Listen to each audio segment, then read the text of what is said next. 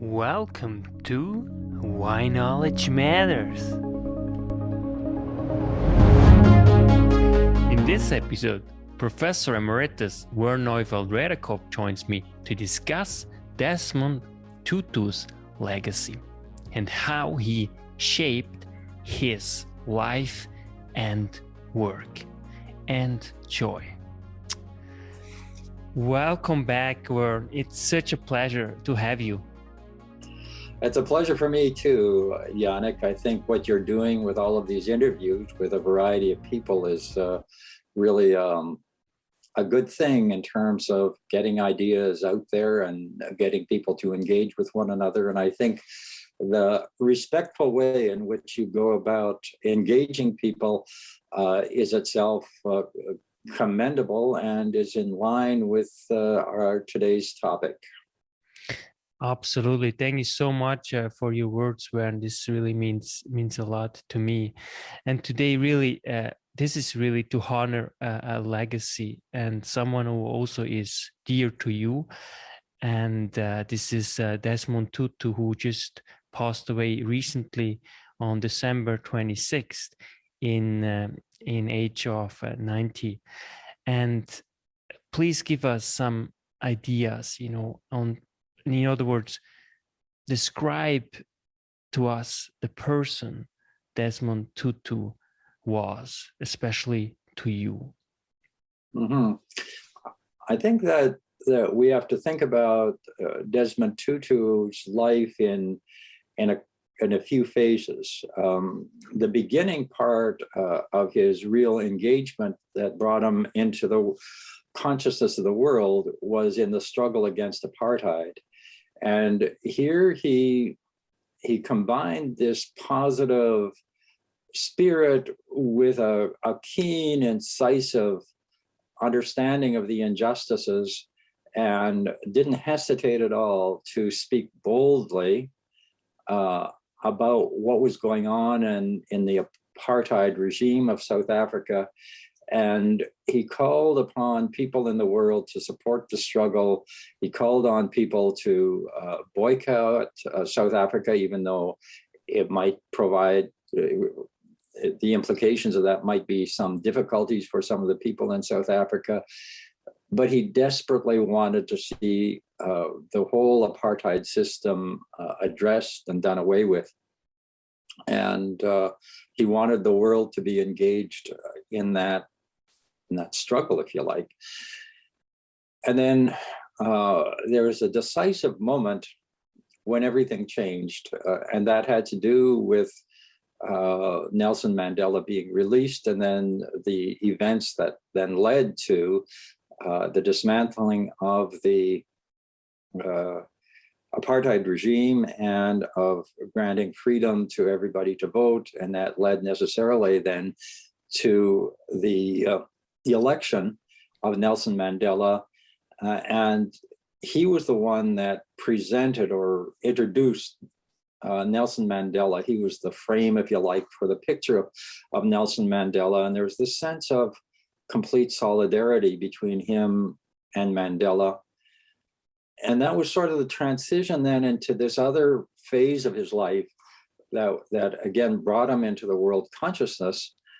And this phase had to do with the Truth and Reconciliation Commission, his leadership of that, and his developing then a theology of Ubuntu, a theology of reconciliation, a theology of forgiveness.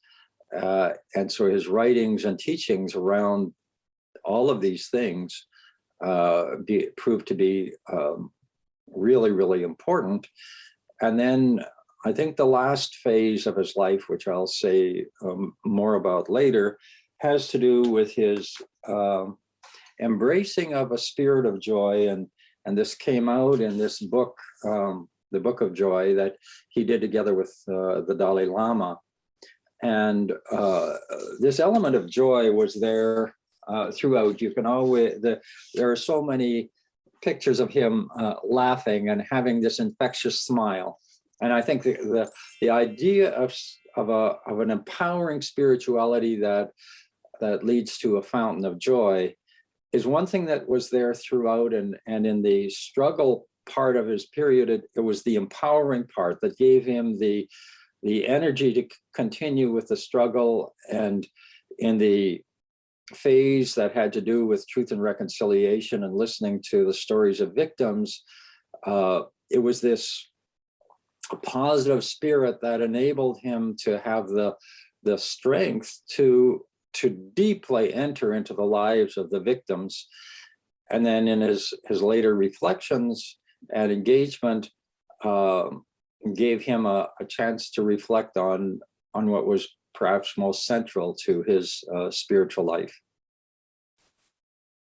What is so fascinating, when we think, we always to some extent take it for granted, and we think, well, South Africa, this was a special case, but it could have turned so bloody because, I mean, the Black population obviously is much bigger than the white population, and that everything, you know, transited so smoothly is almost a miracle.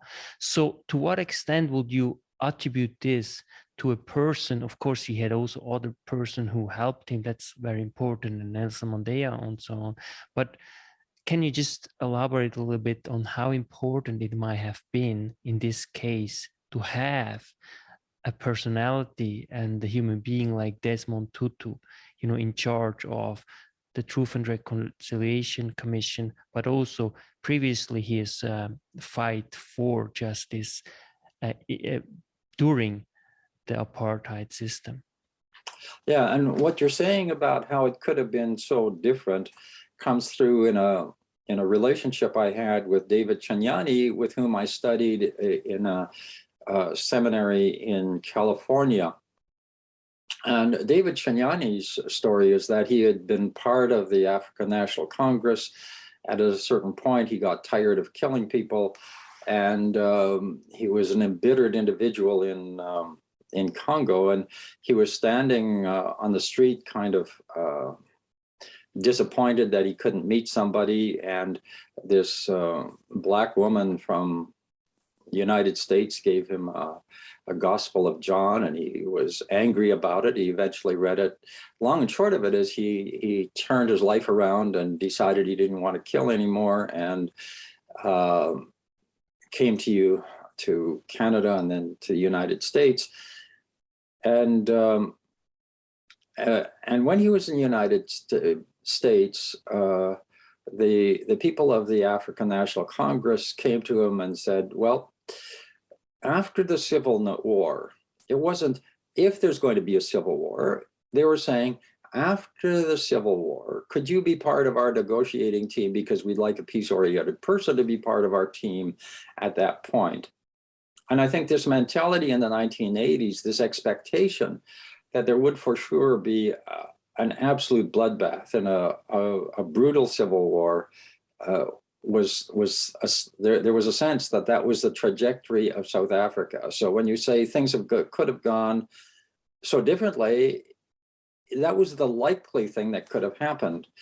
And I think the strength of leadership of people like Desmond Tutu, who worked in the civil society and church and in the arena of public protest and mobilizing people to fight against the injustice and to do so in a nonviolent way, played an important role. And then his leadership at the time of the transition and his empowering role for the tremendous work of Nelson Mandela, who, when he left Robben Island, and then as he prepared for the new reality,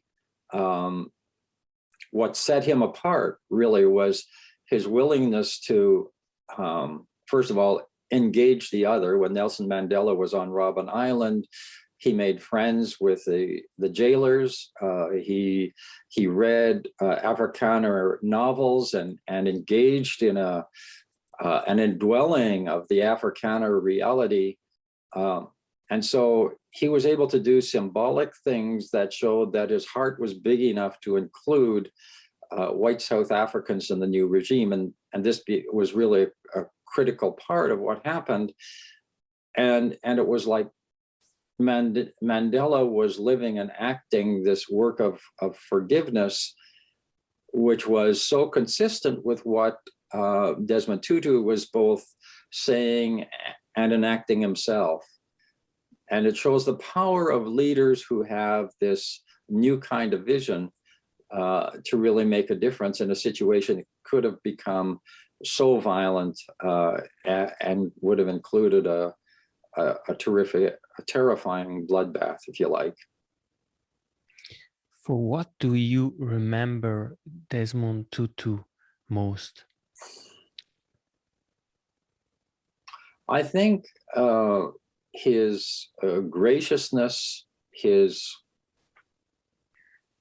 willingness to be open to anybody, his sense of reality, because he was even willing to name his own vulnerability to try to seek attention and have a mimetic desire, say, for a lot of recognition. You have to listen very carefully to hear this in him, but he had this self-awareness. It's not like he put himself on a pedestal and said, well, I'm above all of that. He knew himself well enough to know that there are things about that he appreciated, and yet he was able to not let that be the driving force behind what he did. He did not do what he did to get attention for himself. It came out of this really deep humanity.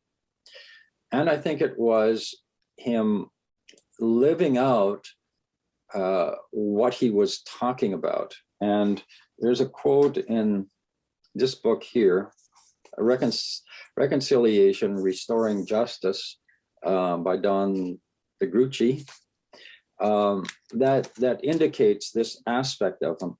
So I'll just read this little quote because it emphasizes this dimension. There's a remarkable story to be told of men and women, as well as communities of faith, who have opened up a path to reconciliation and left us a legacy of actions that provide signposts of what reconciliation means. Their actions undoubtedly speak louder than words, but words rightly chosen have their own power. Reconciliation is something that occurs through the interplay of speech, listening, and action, motivated by hope and love. The way, and this is emphasized here in italics, the way in which we speak with and listen to the alienated other is already an action that makes reconciliation a possibility. Desmond Tutu demonstrated this connection vividly, which is why his account of the TRC, of which he was chair, entitled No Future Without Forgiveness, carries weight, transforming traditional words into something fresh and revolutionary. Even those who may challenge his interpretation of events, reject his faith claims, and remain skeptical of his optimism cannot deny the integrity of his witness, born out of the struggle for justice, sustained by a profound spirituality. So, it was the way in which he listened, and the way in which he made himself vulnerable, and the way he allowed himself to express his emotions that sort of set him apart. Desmond Tutu also wrote the foreword to your book, From Violence to Blessings. How did you come to know Desmond Tutu? Well, I had heard him, I think, in the 1980s when he came on a speaking tour in Canada, but I didn't meet him at that time. And I guess what I could say leading up to that is that there's this idea of Ubuntu. And I have here this African carving. And if you look closely at it, it shows the interconnectedness of people, because you have one person and there are people that have these different burdens, and they're helping one another with these burdens, and they're resting on one another. So they're all connected. So one helps me with my burden, and I help the next person, maybe another person, with their burden. And so in keeping with this concept of interconnectedness,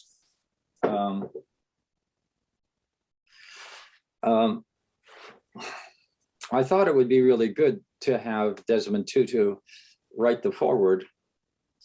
And I had been called in a special way to engage with the Canadian Armed Forces, and particularly military chaplaincy. This is quite something for me because I come from a background of pacifism, and my father, for instance, was a conscientious objector during the Second World War, and so connections with the military was not something that came natural to me. For me, that was a world that was entirely other for me. But I got this call from Tim Main-Donald, who was a military chaplain, who wanted to talk to me about reconciliation, and we developed a really good friendship.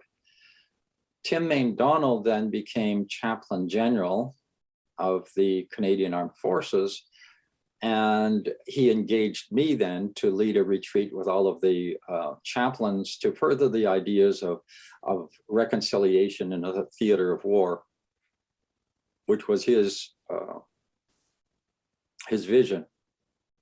It turns out that Tim Main-Donald became good friends of the Chaplain General of the South African Armed Forces. All of this was taking place in the late 90s and into the early 2000s.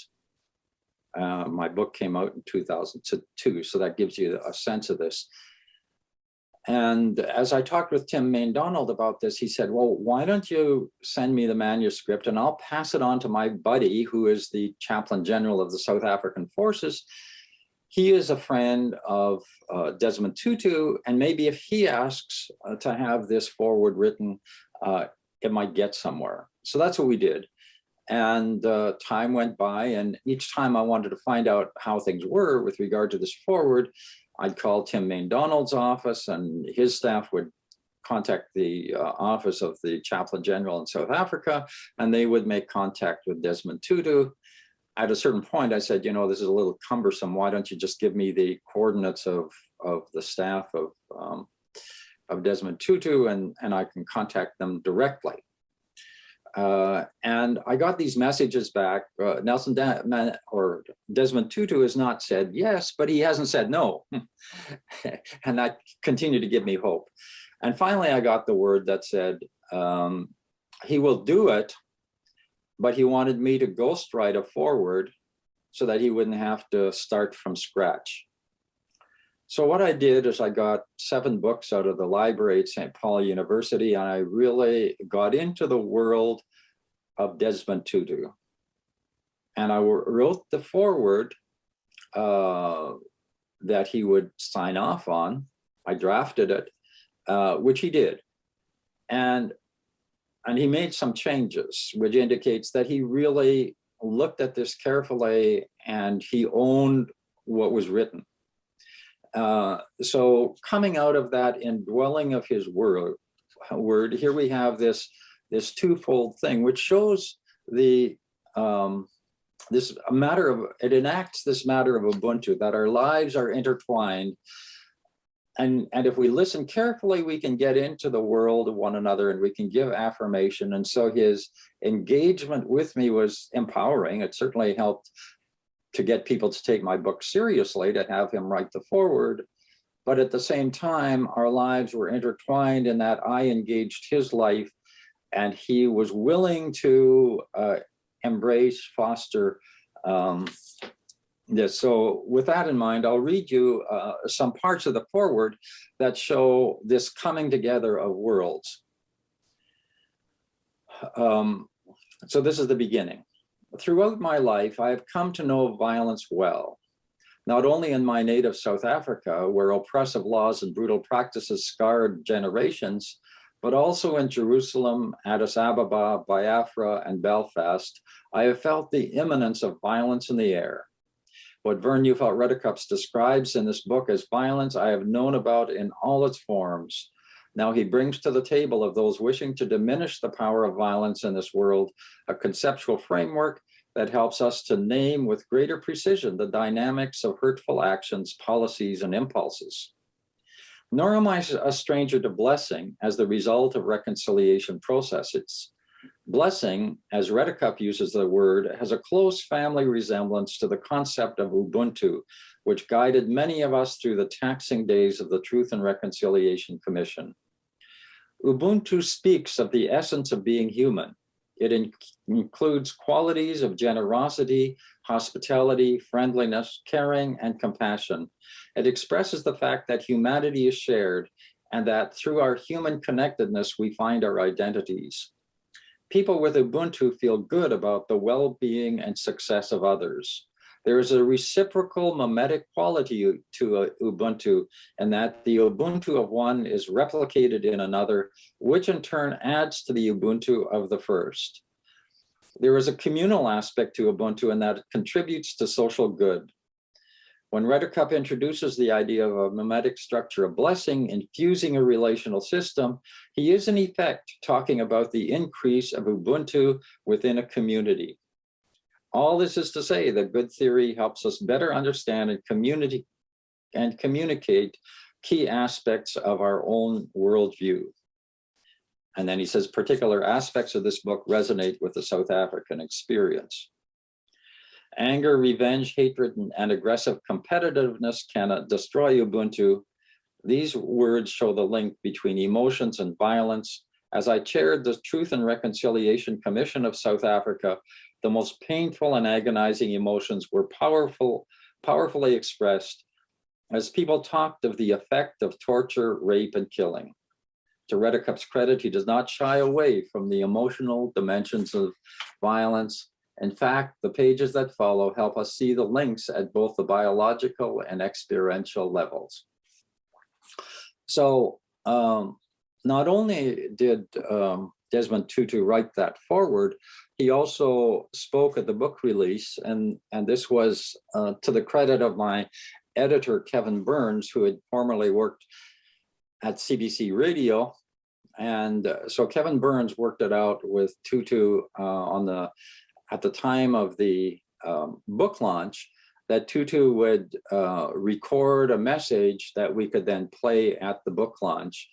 And so Tutu was in Florida at the time, speaking there at a conference, and they had it timed perfectly at exactly at a given time. Kevin would phone him, and he would read into the telephone his message for our book launch, which he did. And we had a picture of him up as we played the words at the book launch. Not only did Tutu write the foreword for From Violence to Blessing, but he also wrote the foreword to another book which I wrote together with Shirley Paré, which is Beyond Control, a Mutual Respect Approach to Protest Crowd Police Relations. And you can see there foreword by Desmond Tutu. And I had the advantage at the time when this book was being written of working with Sarah Storm, who had was a student of mine in the master's program, and who had spent time in South Africa. And so she gave me some additional background that I could use, because again, I had to ghostwrite the foreword, and again, he went through it and gave his affirmation to it. So I'll just read the beginning part of this. Dissent, marches, protest, violence, public order policing, repression. I have witnessed all of these. Protests, called Toyi Toyi in South Africa, have been important, not only in ending apartheid, but also for the emergence of full democracy and the development of South African culture today. These phenomena raise important questions about the dynamics of a democratic society. Foundational to how I make sense of such phenomena are the twin lenses of Ubuntu and reconciliation. What is refreshing about Beyond Control is the vision for the kind of society in which protesters and police recognize their mutual humanity, as well as how both are needed for a democratic society to function well. This is Ubuntu applied to a contentious aspect of community life. Police and protesters are indeed connected. Governments as targets of protest, bystanders who watch, and media who cover these events are all part of a web of relational systems centered on protest crowd activities. In the mutual respect paradigm and case study of the seminars in Ottawa, there are promises of the possibility of reconciliation in the wake of mutual hurt. There is something magical in face-to-face encounters that take place in a safe environment. I saw this again and again during the Truth and Reconciliation Commission. Those who lost loved ones at the hands of repressive police could open their hearts to forgiveness of the very people who had hurt them profoundly. Not that there is a formula, nor that it happens easily, but seeing the humanity and the heartfelt witness of the other has a profound impact.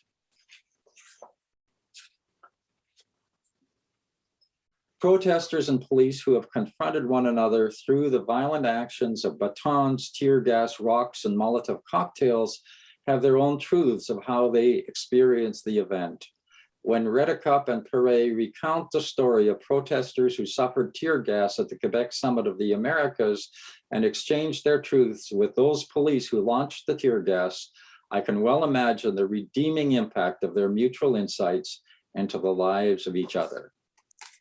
And so again, there's this coming together of Tutu's profound understandings and his willingness to publicly, through the foreword of this book, show the interconnections between that and the concepts that were developed. And you can see a certain resonance then in the work that I was doing with protesters and police and the spirit in which I was doing that, and how it resonated with what Desmond Tutu stood for and what he had been working on. So he undoubtedly influenced your life and work. Is this fair to say? Oh yes, really, really definitely. And I think it reinforced aspects of my own growth and trajectory, and included, I think at the heart of that is this sense that our lives are really caught up with one another, and who we are is really connected to those around us, and that the best in this is that when my well-being is closely tied to the well-being of the other, so that I delight, I feel stronger, I feel growth, I feel a sense of joy as I see someone else flourish. And I think that what he does, he not only recounts the traditional teachings of Ubuntu that come out of his African roots, but by living them as he did, by living these concepts and by thinking and reflecting about them, he made them come alive in a new way. And you could sort of see the same pattern in Jesus. His Aramaic name was Yeshua. What Yeshua did is he reflected on the Torah and brought forward the essence of the Torah in a new way, and he lived it and taught it in a new way that opened up new possibilities. And in a sense, that's sort of what Tutu was doing with this concept of Ubuntu. And that very concept of being delighted in the well-being of the other flies in the face of the self-interested meme, if you like, that has infused Western culture. So our economic system is based on self-interest. We have to do things for ourselves and get ourselves and our own group ahead at the expense of others. And in international relations and in politics, we've had this idea of self-interest. You do everything to make you and your own group as important as possible. And Ubuntu is just the opposite of this. It says the essence of who we are as humanity and what brings us joy and satisfaction and growth and wholeness and actualization is much more in the embrace of the other and in the delight in seeing others prosper, heal, and move ahead. Concept that I developed as mimetic structures of blessing. And I think for any of these key concepts, it's really good to look at them from different perspectives and with different theoretical frameworks. And what came through in the foreword, which Desmond Tutu acknowledged and embraced, was that my concept of mimetic structures of blessing is really just another way of looking at what he was developing with his concept and theology of Ubuntu. Your last words to Desmond Tutu.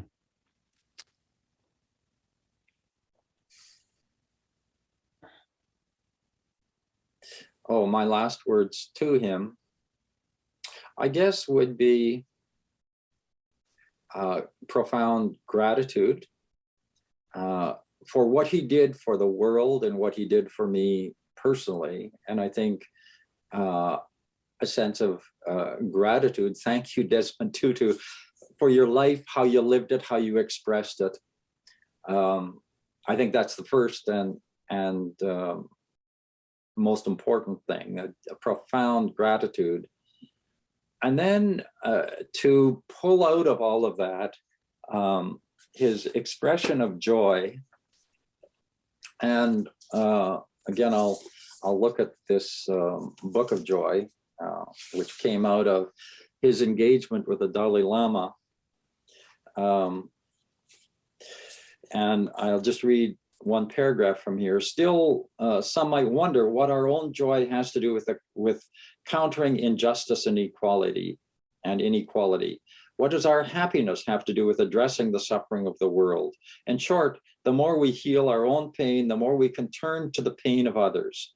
But in a surprising way, what the Archbishop and the Dalai Lama were saying is that the way we heal our own pain is actually by turning to the pain of others. It's a virtuous cycle. The more we turn toward others, the more joy we experience. And the more joy we experience, the more we can bring joy to others. The goal is not just to create joy for ourselves, but as the Archbishop poetically phrased it, to be a reservoir of joy, an oasis of peace, a pool of serenity that can ripple out to all those around you. And as we will see, joy is in fact quite contagious, as is love, compassion, and generosity. And I think, so this expression of gratitude is an expression for that joy that he radiated, that has a contagious aspect. And if we start feeling sorry for ourselves, we just have to think of Desmond Tutu and his big smile and how he laughed and how he was prepared to maintain this positive spirit even as he was confronting injustices. Vern, thank you so much for your profound, as always, reflections. And I look very much forward to have you back soon, Vern. Thank you so much. Thank you for making this possible. And I myself have benefited through my preparation for this. And so, again, it's a mimetic structure of blessing that occurs right now as we mutually contribute to each other's well-being. Thank you so much, Vern Neufeld Redekop.